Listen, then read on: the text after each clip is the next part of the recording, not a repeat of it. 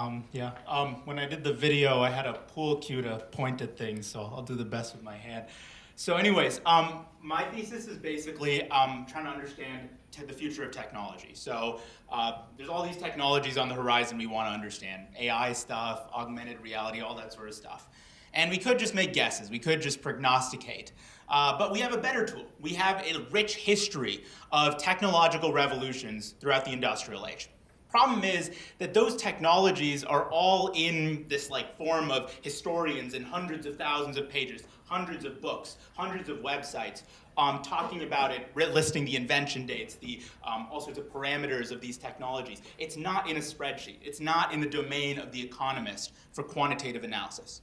So what I do is I leverage one of those new technologies on the horizons, ChatGPT, the language model stuff, to turn that qualitative data into quantitative data, comprehend it, and put numbers to it, so we can actually do economic analysis. So previous economic work on history of technology was limited to 50 to 100 technologies.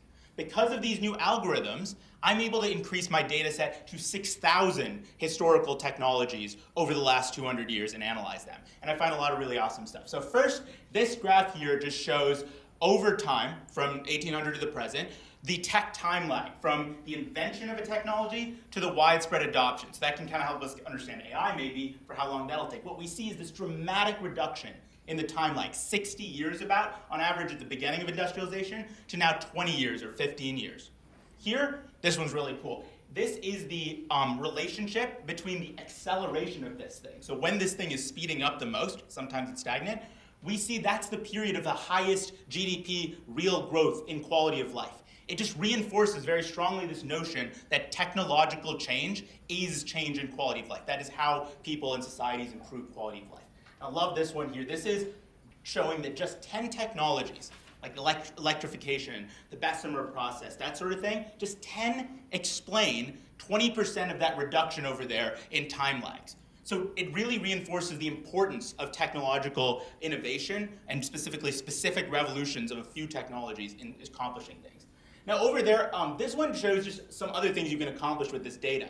This shows that the United States overtook Great Britain in innovation about 50 years before it overtook it in GDP.